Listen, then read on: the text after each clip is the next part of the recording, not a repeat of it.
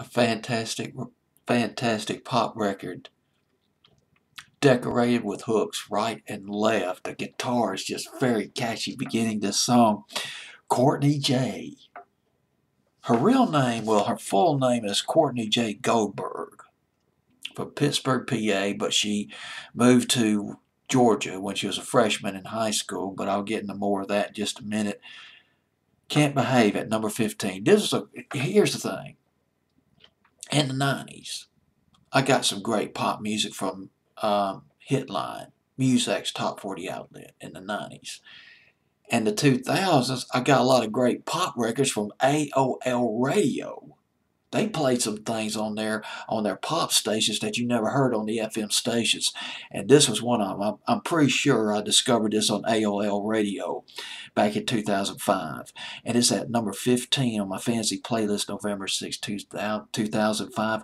Courtney Jaye, Can't Behave. Guess who wrote this song? Well, there were three people who wrote this song. Courtney Jaye co-wrote it, along with a guy named Gary Louris, I believe is how you pronounce his last name. Gary Louris, who was in the Jayhawks, the band the Jayhawks. Remember the song Blue back in 1995? He co-wrote that song, Can't Behave. And, well, as I've already mentioned, she was born in Pittsburgh, PA. God, it's a great pop record, man. I love that guitar, that jaunty voice, the jaunty lyrics, and just Can't Behave. It's a winner.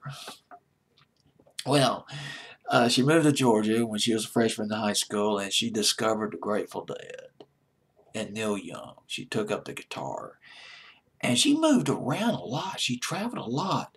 She migrated west to Flagstaff, Arizona. She worked as an assistant to I can't pronounce the word, acupuncture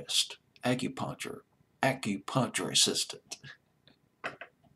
Did I mangle that word or what?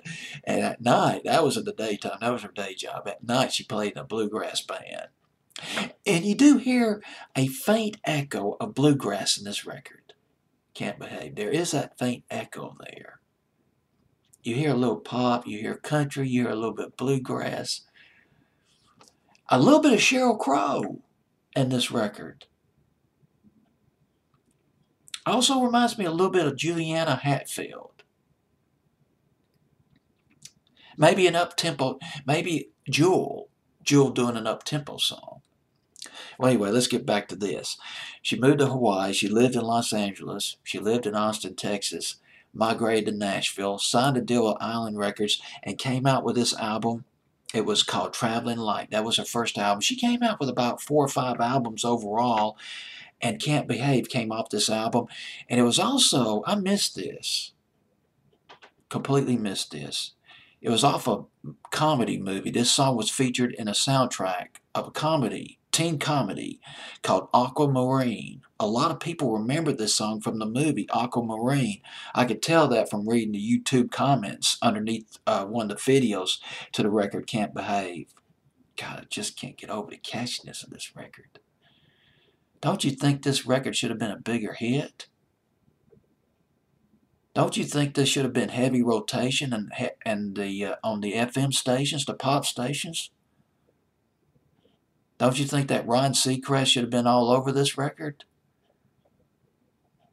Rhetorical questions.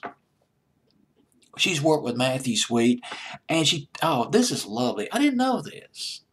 I got to listen to her version of Sometimes Always. It was it was Jesus and Mary Chain and somebody else who did that song in 1994. It was a collaboration. She did a remake of that song with Ben Bridwell of Band of Horses. It was off the album called The Exotic Sounds of Courtney Jaye, which she put out in 2010 independently. CD she put out in 2010. Gotta catch that version. Gosh, who did the original version? It was Jesus and Mary Chain, and now I'm just pulling my hair out, trying to remember the woman who did the original version. I should know, and I don't right now. But I do know a little bit about Courtney Jaye. She kills this record. She is on it, spot on it. Courtney Jaye. Anything else I need to add? I think I've already mentioned that she's worked with Matthew Sweet. She's worked with one of the singers of the Indigo Girls. Alright, enough's enough. Courtney Jaye at number 15 with Can't Behave on my fantasy playlist, November 6, 2005.